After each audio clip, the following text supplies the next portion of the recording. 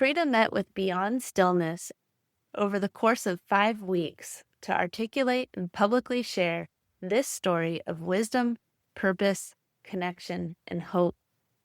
To learn more about our programs, services, or to sponsor a guest on their story crafting journey, please visit www.beyondstillness.org. This story is presented in partnership with Santa Clara County's Stroke Awareness Foundation. We're honored to amplify voices from Santa Clara County and the surrounding areas. Visit www.strokeinfo.org to learn more. This week on Beyond Stillness, Stories After Stroke, we welcome guest Frida Swenson. After an ischemic stroke in March of 2020 left her unable to speak, Frida faced the challenges of aphasia, isolation, and frustration. Through determination and heart, she worked to reclaim her voice and discovered a new purpose in supporting others on similar paths. Join us as Frida shares her powerful journey of recovery, connection, and hope. Thank you for joining us for Part 1. Frida Swenson's story. Hello and welcome to Beyond Stillness, Stories After Stroke. Stroke offers a powerful, life-changing shift in perspective. Each colorful memory creates a parable for life's greater teachings, a compass for journeys ahead, and inspired wisdom for unique growth. Beyond Stillness offers a moment of pause for storytelling and reflection. Ultimately, we create a welcoming environment that reveres the moment beyond stroke's paralysis. Still moments unite humanity and divinity. I'm your host, Molly Bucola. As we begin today, we take a moment of pause. A moment to honor the way that wisdom has emerged through recovery.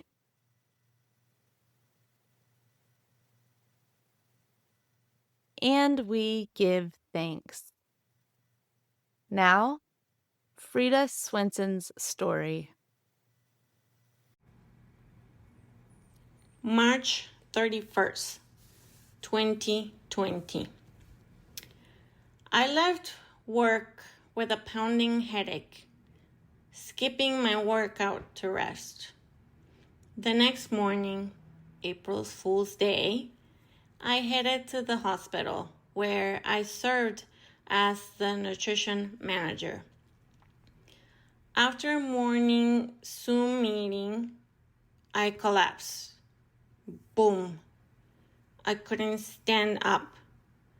My coworkers heard the crash. Are you okay? No response. I couldn't speak. The pharmacist and the dietitian on the other side of the cubicle rushed over and found me on the floor. The pharmacist brought me up. They called the rapid response team. I remember only flashes. In the ER, they found a clot in my brain and they gave me a TPA injection, but nothing happened. I tried to move. Nothing. Everything blurred.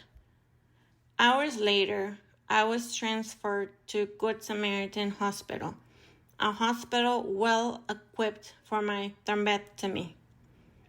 As the ambulance pulled away, I saw my colleagues waving goodbye. I was confused. I assumed I reconnect with them when I return to work in a few weeks. I quickly realized that I was trapped in my body, unable to speak or move. My vision blurred. I couldn't hear. I wasn't scared, just confused. Was I dead? I wanted answers, but I couldn't ask. After the thrombectomy, I woke up and tried moving my hands. It worked.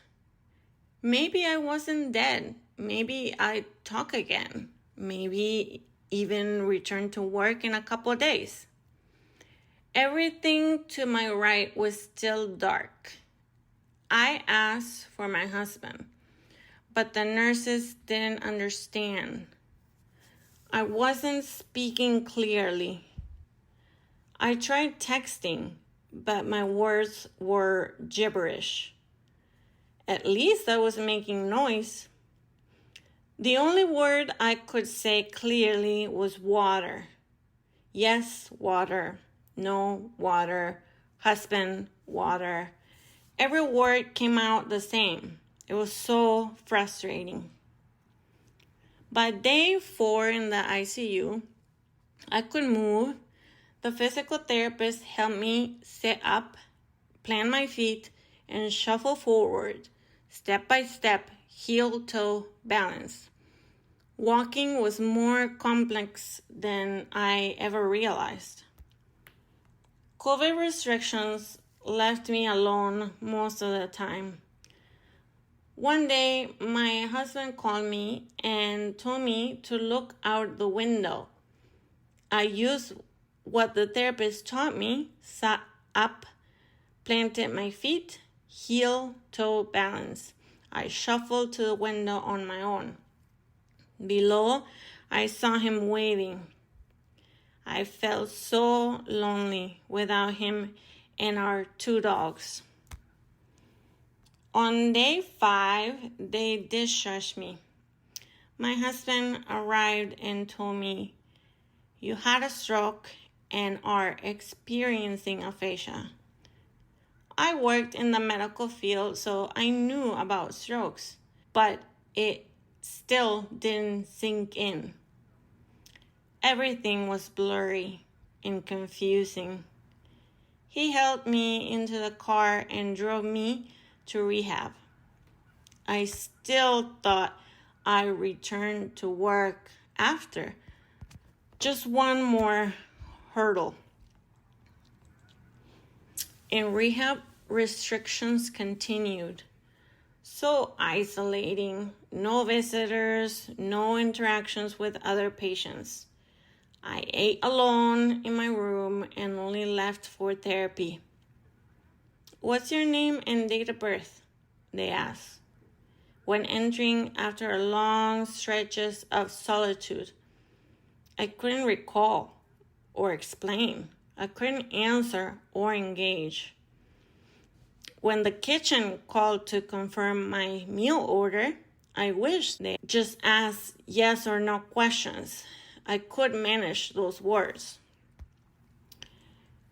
It was so frustrating. I longed to be home with my husband and dogs. I cried alone every day.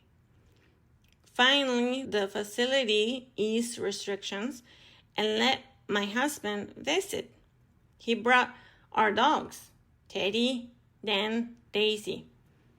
My family was out of town, and flights were grounded due to COVID. It was so lonely between visits. I listened to music to survive. The Pig Martini songs, Tomorrow and Hang On Little Tomato, gave me hope. You gotta hold on through the night. Hang on, things will be alright. Even when it's dark, not a bit of spark. Sing sunshine from above, spreading rays of sunny love. In rehab, my recovery began. I learned to say my name, my husband's name, the dog's names, numbers, days, and colors. My husband researched aphasia treatments and downloaded apps so I could practice words on my iPad. I like deadlines and meeting them, so I thought rehab would help me speak again, and in 3 weeks, I'd be back to work. After 3 weeks in rehab, I was finally discharged. At home the next morning, we had a Zoom meeting with the Aphasia Center and set up speech classes to start the next week. I learned words, but not full sentences. I tried asking how long it would take to regain my speech, using signs, gestures, drawings. Finally, my husband told me I could regain my speech, but we did not know how long it would take. I'm thankful for his optimism.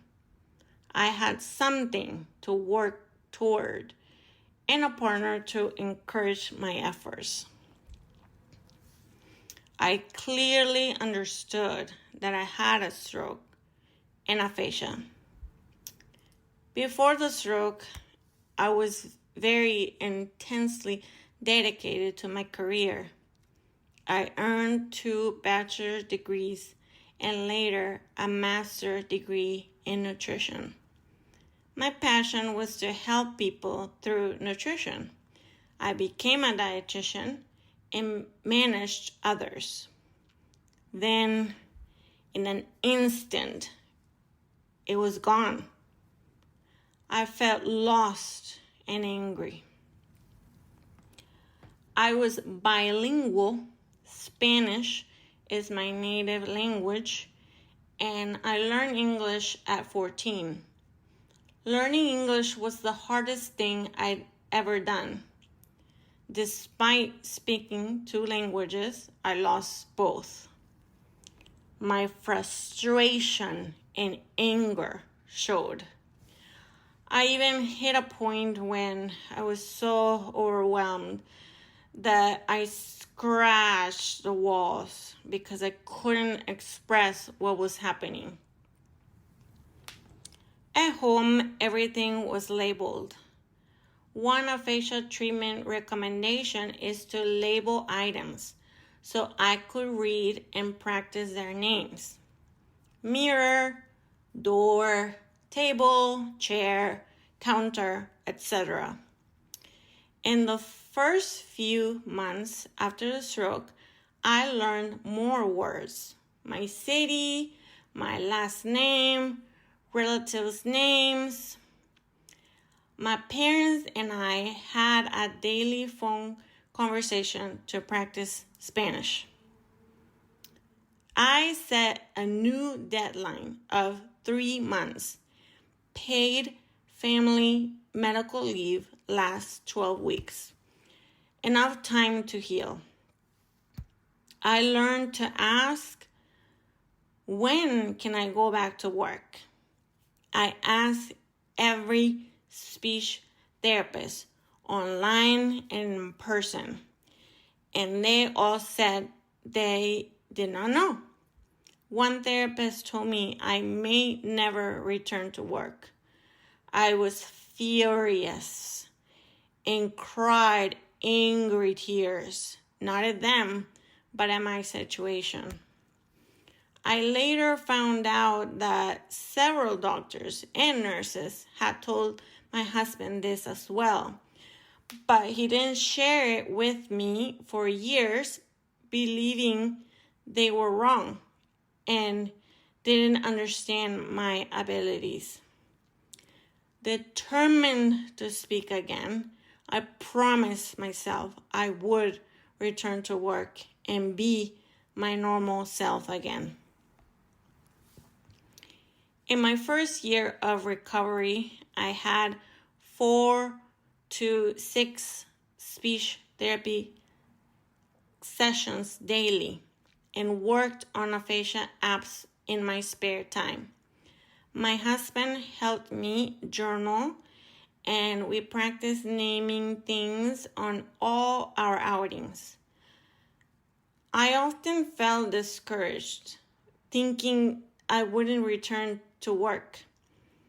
But support from coworkers, friends, and family kept me going. When I felt alone, I turned to the internet, searching for young women with aphasia. I've found just one account, an 18-year-old woman from the UK. Her updates were informative, but the age gap made it hard to fully relate. I was 30, searching for answers and understanding. 6 months after my stroke, I told my husband, I can't find anyone my age who's overcome aphasia. 6 months after my stroke, I told my husband, I can't find anyone my age who's overcome aphasia. When I get better, I'll make videos to show others it is possible. Why not start today? He was right. It was about the journey. The first day, I sat at my table and thought about what I was going to say in my first video. I created a script to make sure to remember the important points I wanted to get across. It was very difficult and a lot of work, but I knew that it could be helpful for others, like me, young women with aphasia in search of resources and hope. I made videos about my stroke, lifestyle changes, and returning to work with aphasia. Although it was challenging, it was worth it.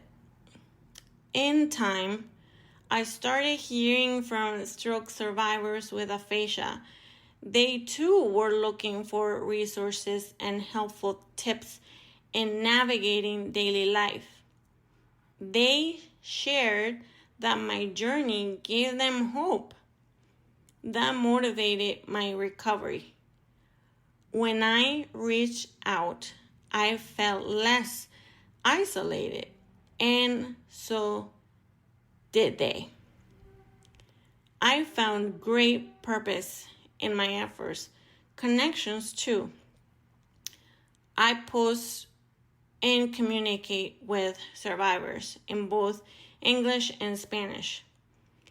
Now I realize that sharing my journey is just as much for them as it is for me.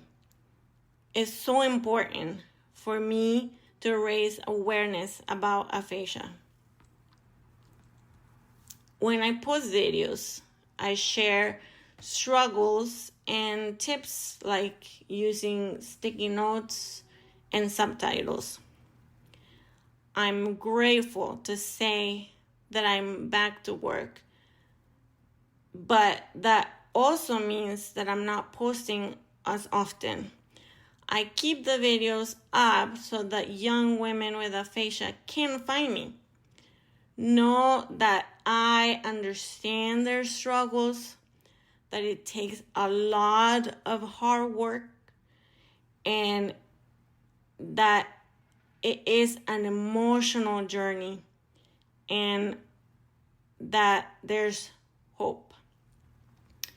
The brain and the body are amazing. I keep the videos up to offer the hope I so desperately search for. Aphasia is often misunderstood. People think it's just silence, but it's the loss of words.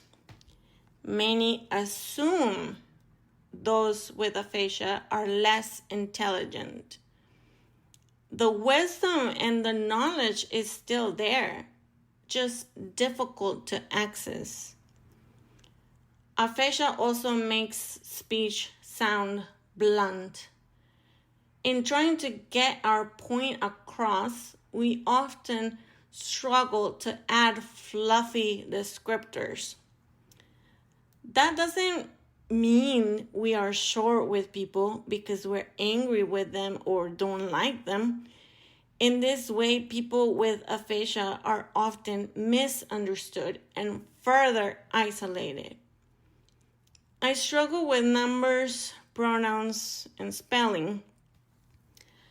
I don't mean to offend people by calling them a different gender or saying that they are way older or younger than they are. I'm just struggling to access the correct words. One way people could support me and others with aphasia is to practice understanding. We are trying. Give us the benefit of the doubt. Another, practice patience. When we are struggling to find a word, give us some time to try. The more we try, the more we engrave the pathways in our brains, and the more we develop confidence to engage. Think of these word retrievals as mini wins. When we find a word, we should celebrate. If you feel too uncomfortable in the moment of silence, when we're trying to find the word, simply ask, would you like help? I'm deeply grateful for the privilege of reclaiming my voice. I once felt trapped, unable to express my thoughts. But now I carry the responsibility to speak out, educating others about aphasia and breaking the misconceptions that silence so many. A lifetime of knowledge, wisdom, and experience remains intact within us. Yet aphasia locks it away, struggling to break free and be shared with the world. We often lose our jobs, relationships, and friends while we so desperately work to express ourselves. We also learn to practice patience and understanding.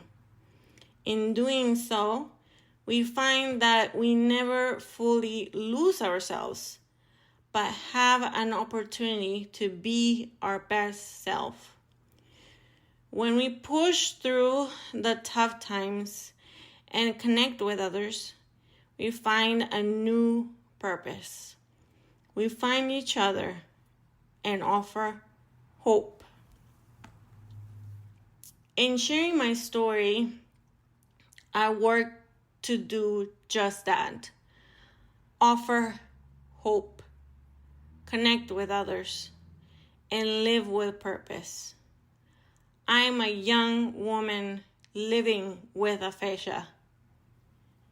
Therapy and recovery are difficult, but so worth the effort. I work each day to shine as my new normal self. I invite others to do so too. Our recovery journeys doesn't stop unless we stop. May we boldly share our unique journeys with aphasia, shaping a world of understanding and hope.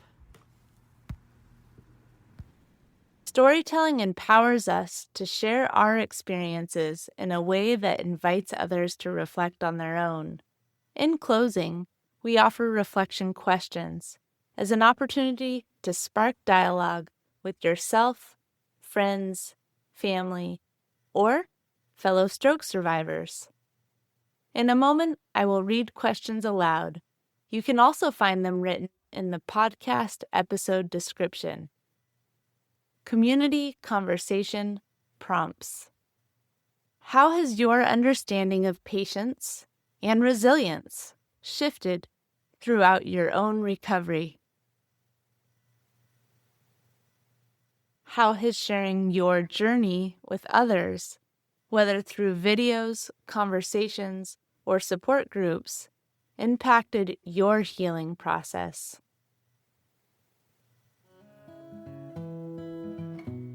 Beyond Stillness, Stories After Stroke is made possible by our guests and tax-deductible donations from friends and listeners like you. Join us in empowering stroke survivors with stories of wisdom, purpose, connection, and hope at www.beyondstillness.org. Thank you for listening to Part 1, Frida Swenson's story. Stick with us for Part 2, Frida Swenson's interview. Each colorful memory creates a parable for life's greater teachings, a compass for journeys ahead, and inspired wisdom for unique growth. Frida's journey of reclaiming her voice and finding new purpose is a powerful reminder of the strength within us all. We hope her story inspires and encourages you on your own path through recovery. If you found value in today's episode, please like, share, subscribe, or leave a review so others can find these stories too. And remember, as part of the stroke community, you are more than supportive. You are inspirational.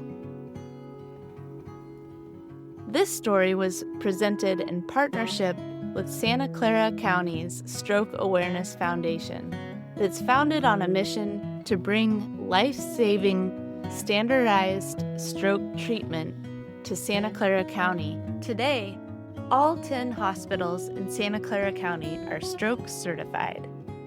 For over 2 decades, the Stroke Awareness Foundation has raised awareness and empowered the community through education on the warning signs of stroke. The Stroke Awareness Foundation works to reach all of our communities through multilingual BEFAST education. Know the signs, save a life. Recognizing stroke symptoms quickly improves stroke outcomes and can make all the difference. Together, we save lives and improve the health of our community. These are common stroke symptoms. B, fast. B, balance, sudden loss of balance or coordination. E, eyes, sudden trouble seeing in one or both eyes. F, face, facial drooping or uneven smile. A, arms, weakness or numbness in one arm. S, speech, slurred speech or difficulty speaking. T, time to call 911